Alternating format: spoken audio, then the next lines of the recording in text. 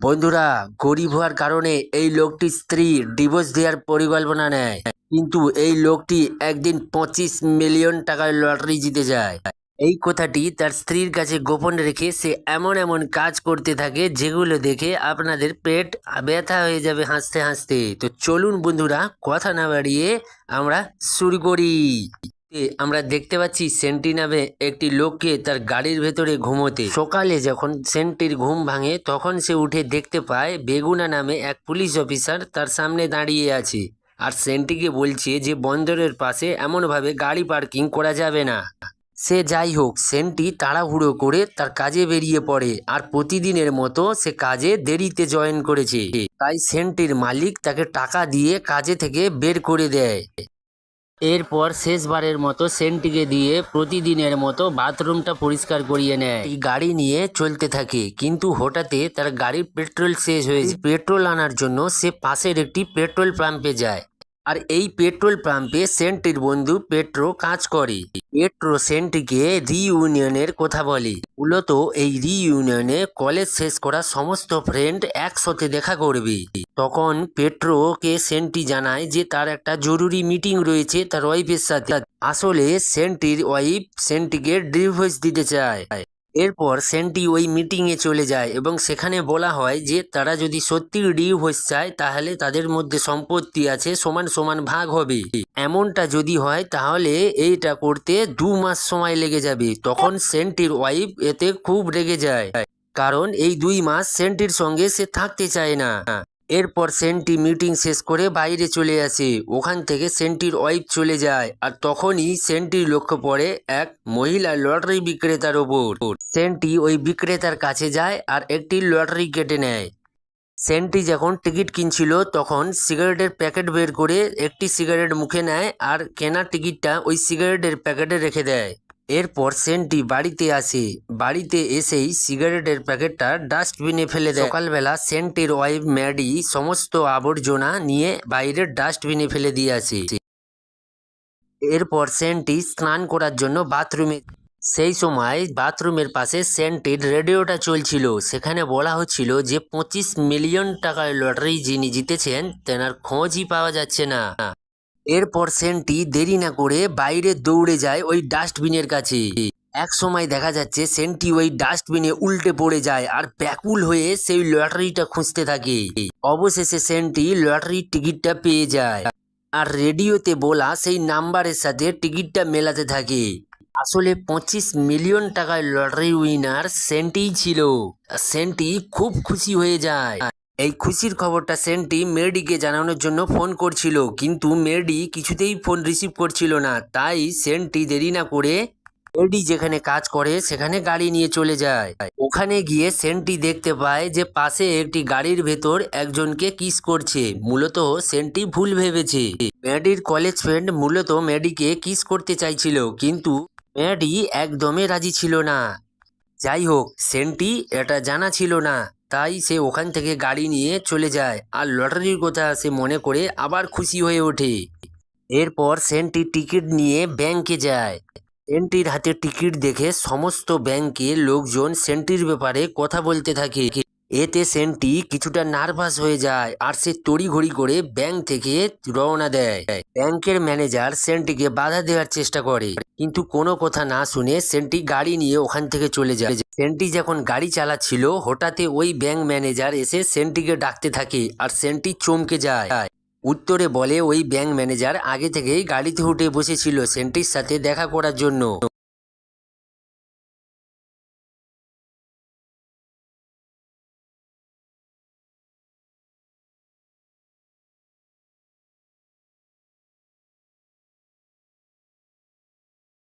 এরপর bank manager সেন্টিকে নিয়ে একটি হাইফাই রেস্টুরেন্টে চলে আসে। সেন্টিকে অ্যাডভাইস দিতে থাকে ওই 25 মিলিয়ন টাকা কোথায় কিভাবে ইনভেস্ট করতে হবে। সেন্টিকে আরও বলতে থাকে যে এই বিষয়ে আমার চেয়ে এক্সপার্ট কাউকে কোথাও খুঁজে পাবেন না। ধীরে ধীরে সেন্টি ওই ব্যাংক ম্যানেজারের কথা বিশ্বাস করতে থাকে। তাই সেন্টি ওই ব্যাংক ম্যানেজারকে ফাইন্যান্সিয়াল অ্যাডভাইজার পার্টনার বানাতে রাজি হয়ে যায়। সেন্টি ব্যাংক ম্যানেজার ডেমিনকে বলে যে 2 মাসের ভিতরে তার স্ত্রীর সাথে ডিভোর্স হয়ে যাবে, তখন আমার অর্ধেক সম্পত্তি আমার স্ত্রীকে দিয়ে দিতে হবে। এই কথা শুনে ব্যাংক ম্যানেজার ডেমিন সেন্টিকে বলে, এই লটারির কথা আপাতত 2 মাস কেউ না যেন জানতে পারে, আমাদের কথা গোপন রাখতে হবে। কিন্তু সেন্টি এতে রাজি ছিল না, কারণ সেন্টি এই খুশির খবর তার ওয়াইফকে শোনাতে চায়। ডেমিন ও সেন্টি যখন কথা বলছিল তখন ওই রেস্টুরেন্টে সেন্টির ওয়াইফ ও তার কলেজ ফ্রেন্ডকে নিয়ে আসে, আর এটা দেখে সেন্টি খুব রেগে যায়। সেন্টিকে যাতে না চিনতে পারে তখন সে তড়িঘড়ি করে ওই সিকিউরিটি টুপি পরে ওখানে দাঁড়িয়ে পড়ে। এরপর সেন্টি সিদ্ধান্তই নিয়ে নেয় যে ওই লটারির কথা তার ওয়াইফকে বলবে না, গোপনে রাখবে।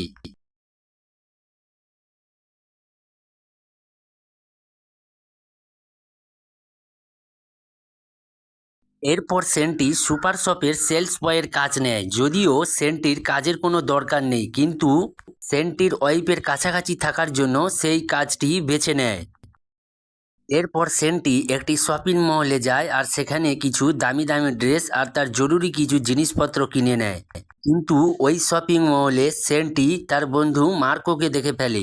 তখন সেন্টি ওখানে কর্মরত এক মহিলাকে বলে মার্কোকে যে কোনো উপায়ে আটকাতে হবে, সে যেন কোনো মতে ভেতরে না প্রবেশ করে। তারপর ওই মহিলাটি ভুংছাং বুঝিয়ে মার্কোকে আটকে দেয়, আর এতে খুশি হয়ে সেন্টি ওই মহিলাকে একটি জুয়েলারি গিফট করে। এরপর সেন্টি বাড়িতে আসে।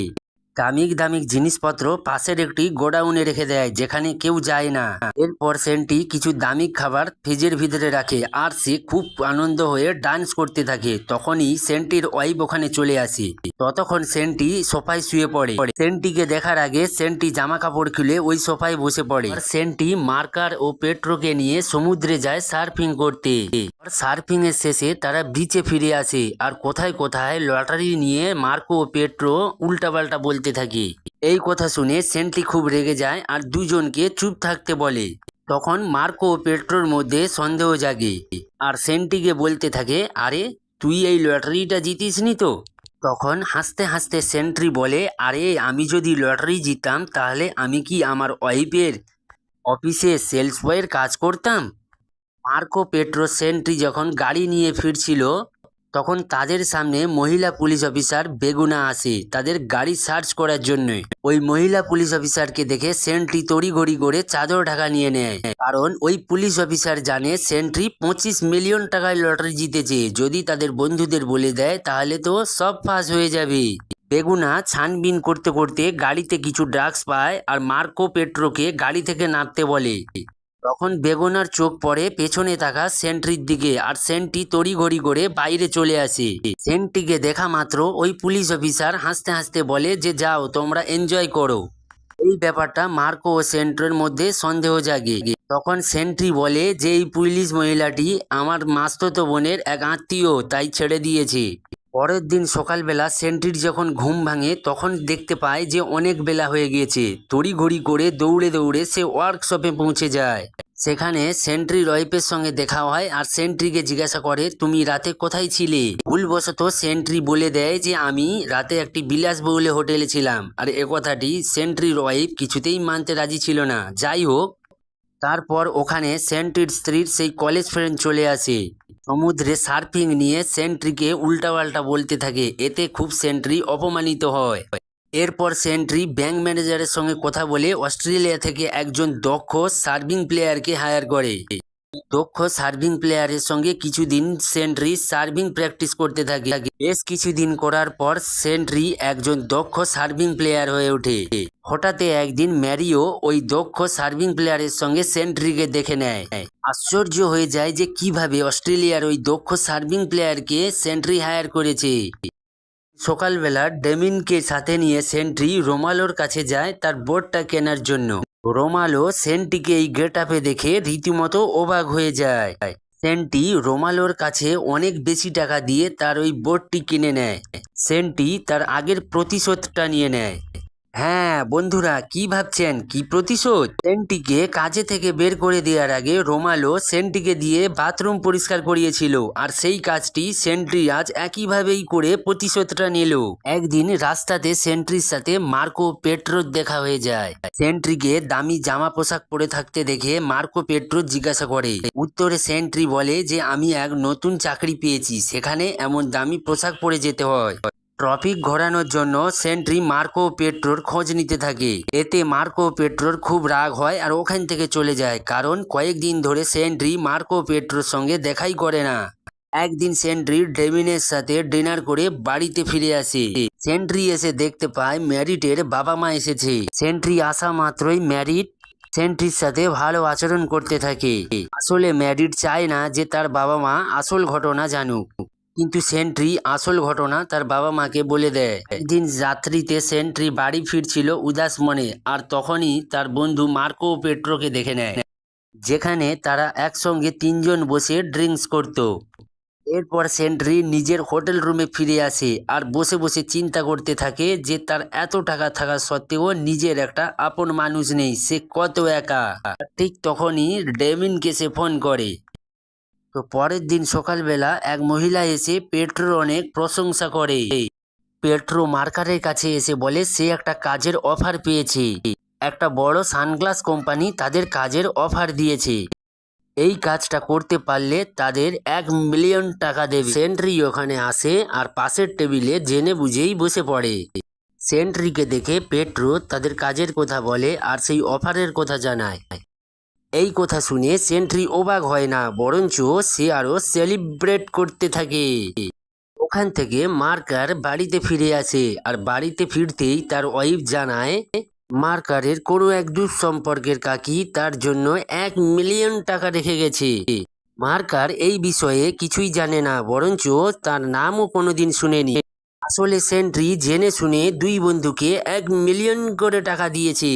এদিকে সেন্ট্রি জানতে পারে মার্কো মনে মনে একটা প্ল্যানিং করছে। সে মূলত ওই সুপার শপ থেকে সমস্ত এমপ্লয়ারদের বার করে অল্প দামে ওই সুপার শপটাকে কিনে নিতে চায় মালিকের কাছ থেকে। এই কথাটা সুপার শপে সেন্ট্রি গিয়ে তার ওয়াইফ ম্যাডিকে বলতে চাচ্ছিল, কিন্তু ওখানে ম্যারিও থাকার কারণে কিছুই বলতে পারছিল না। সেন্ট্রির দেখা পেয়ে ম্যাডি তার উপর খারাপ ব্যবহার করে, কারণ সে প্রতিদিন কাজে দেরি করে আসে, আবার কোনো কোনো দিন তো আসেই না। সেন্ট্রি সুপার শপ থেকে বাইরে বেরোতেই মার্কো আর পেট্রো একটা নতুন গাড়ি নিয়ে আসে, আর সেই গাড়িতেই সেন্ট্রি উঠে পড়ে। এক জোরে গাড়ি চালাতে থাকে। সেন্ট্রি দুই বন্ধুকে বলছে এই সব গাড়ি কিনে টাকা খরচ না করে তাদের ফ্যামিলির পেছনে টাকা খরচ করা উচিত। এই কথা শুনে পেট্রো বলে আমাদের টাকা আমরা যেমন খুশি খরচা করব, আর আমরা গাড়ি কিনেছি, আমরা এখন বড়লোক হয়ে গেছি, এটা সেন্ট্রির মোটেও সহ্য হচ্ছে না। সেন্ট্রি গরিবই থেকে গেছে। এই কথা শুনে সেন্ট্রি মোটেও চুপ থাকতে পারলো না, সে এক জায়গায় গাড়ি থামাতে বলে। দুই বন্ধুকে বলেই ফেলে এই গাড়ি আমার টাকাই কেনা। পরের দিন সকালবেলা ম্যাডিকে ম্যারিও ফোন করে, এতে সেন্ট্রি খুব রেগে যায়। সেন্ট্রিও এক অজানা মেয়েকে ফোন করে রোমান্টিক রোমান্টিক কথা বলতে থাকে, এতে ম্যাডির খুব রাগ হয়। ম্যাডিও সুপার শপের সমস্ত এমপ্লয়ারদের বলে দেয় এই সুপার শপটি শীঘ্রই বন্ধ হতে চলেছে। এই কথা শুনে ম্যাডি ও অন্যান্য এমপ্লয়াররা খুব হতাশ হয়ে পড়ে। এরপর আমরা দেখতে পাচ্ছি সেন্ট্রি ম্যাডিকে বলে যে চলো আজকের আমরা ডিনার করি। এই কথা শুনে ম্যাডি ভাবে যে এই ডিনারের পয়সাটা আমাকেও দিতে হবে। উত্তরে সেন্ট্রি বলে যে আমি এতটা অপদার্থ নই যতটা তুমি ভাবো। বাড়িতে এসে সেন্ট্রি ক্যান্ডেল জ্বালিয়ে ডিনারের ব্যবস্থা করে। সেন্ট্রির কিছু কিছু কথা শুনে ম্যাডিও কিছু সময়ের জন্য ইমোশনাল হয়ে পড়ে। এরপর সেন্ট্রি তার লটারির কথাটা সে ম্যাডিকে জানায়। ম্যাডি মনে করে যে তাকে বোকা বানানো হচ্ছে, সে মোটেও বিশ্বাস করে না। লটারির কথা ম্যাডি পরে বিশ্বাস করে, কিন্তু খুব রাগ হয়, কেননা সেন্ট্রি এতদিন তাকে কিছু জানায়নি। এই রাগে ম্যাডি বাড়ি থেকে বেরিয়ে যায়। এদিকে ম্যাডির বান্ধবী ম্যাডিকে বলছে এই লটারির বিষয়টা নিয়ে তোমার খুশি হওয়া উচিত, কারণ এই লটারির অর্ধেক টাকা তুমিই পাবে ডিভোর্স হওয়ার পর। কিছুক্ষণের মধ্যে ম্যাডির মোবাইলে একটি মেসেজ আসে, আর চেক করতেই দেখে সেন্ট্রি অলরেডি তার হাফ টাকা ব্যাংকের মাধ্যমে ট্রান্সফার করে দিয়েছে ম্যাডির অ্যাকাউন্টে। ম্যাডির বান্ধবী বলে এই ডিভোর্স পেপারে তুমি সই করলে হাফ টাকার তুমি মালিক হয়ে যাবে। এই কথাতে ম্যাডি আপত্তি জানায়। ম্যাডি মনে করে এখনও তাকে সেন্ট্রি মনে প্রাণে খুব ভালোবাসে। এরপর ম্যাডির কাছে একটা ফোন আসে আর জানতে পারে যে সেই সুপার শপটি আবার চালু হচ্ছে। কোনো এক অজানা লোক সেই সুপার শপটিকে কিনে নিয়েছে। এই কথা শুনে সে ম্যারিওর অফিসে যায় আর ম্যারিও একজনের কাছে ফোন করছিল। ফোনে কথা শুনে ম্যাডির একদমই পছন্দ হয় না। ম্যারিওকে বলতে থাকে সেন্ট্রি তোমার ব্যাপারে যে কথাগুলো বলতো সেগুলিই ছিল ঠিক। এরপর ব্যাংক ম্যানেজার ড্যামিন সেখানে আসে আর ম্যাডিকে একটি ডকুমেন্টস দিয়ে বলে ম্যারিওকে ওই পোস্টিং থেকে সরিয়ে দেওয়া হয়েছে আর সেই জায়গায় তোমাকে যুক্ত করা হয়েছে। তখন ম্যাডি পুরোপুরি বুঝে যায় এই কাজগুলি সেন্ট্রি করছে। ব্যাংক ম্যানেজারকে সেন্ট্রির ব্যাপারে সে জিজ্ঞাসা করে। ব্যাংক ম্যানেজার জানায় সেন্ট্রি এখন এয়ারপোর্টে রয়েছে। তড়িঘড়ি করে এয়ারপোর্টে যাওয়ার জন্য ম্যাডি বাইরে বেরিয়ে আসে। মহিলা পুলিশ অফিসার বেগুনার সাথে দেখা হয় আর তাকে সেন্ট্রির ব্যাপারে বলতে বাইকে করে ম্যাডিকে এয়ারপোর্টে নিয়ে যায়। এয়ারপোর্টে গিয়ে সেন্ট্রিকে একটা সাটিয়ে চড় মারে, তারপর দুইজনকে জড়িয়ে ধরে। এমন একটা মজার মুহূর্তের মধ্য দিয়ে আজকের আমাদের গল্প শেষের পথে। তো বন্ধুরা, গল্পটা কেমন লেগেছে অবশ্যই কমেন্ট করে জানাবে আর ভালো লাগলে একটা লাইক দিয়ে দেবে বন্ধুরা। পরবর্তী ভিডিও নিয়ে অবশ্যই আপনাদের কাছে আসবো। আজকের মতন টাটা বাই বাই। ভালো থাকবেন, সুস্থ থাকবেন বন্ধুরা।